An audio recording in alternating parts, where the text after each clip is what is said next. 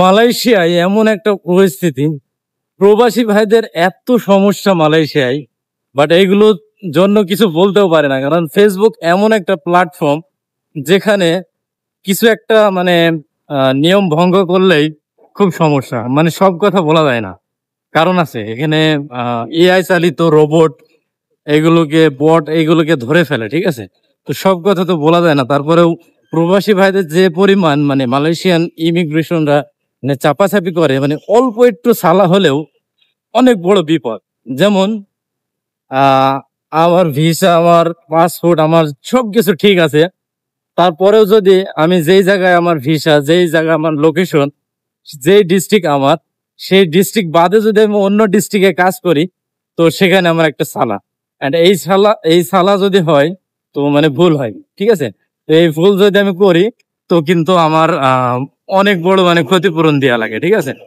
তো যেমন এখানে কেউ 2 মাস 3 মাস, তো সমস্যা হয়েছে কিছুদিন আগে 7 থেকে 10 জনকে অল্প কিছু ভুলের জন্য কিন্তু তাদেরকে করে এবং অনেক দিন যাবত তাদেরকে রেখে দিয়েছে। রেখে দেওয়ার পরেও মানে বাংলাদেশের যে এম্বাসি, সেই এম্বাসি কিন্তু তাদের খোঁজ খবর নেয় না।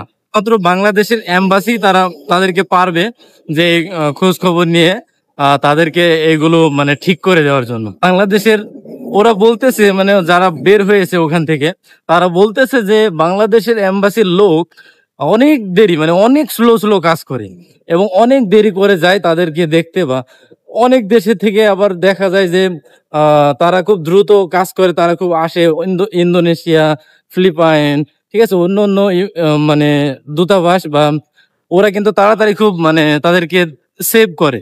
কিন্তু বাংলাদেশের এম্বাসি গুলো কিন্তু এত তাড়াতাড়ি সেভ করে না, এই কথাগুলো বলছিল।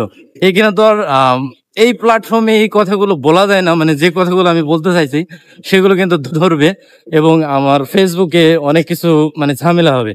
তো তার কারণে কিন্তু সবকিছু বলা যাচ্ছে না। বাট এই ভিডিওগুলো দেখার পরে আর কথার এক কথা, আমরা যখন কোনো সংস্থা বা কোনো একটা এনজিও বা কোনো একটা প্রতিষ্ঠানকে যখন মিন করে ভিডিও বানাই, তখন কিন্তু ফেসবুক বটে ধরে।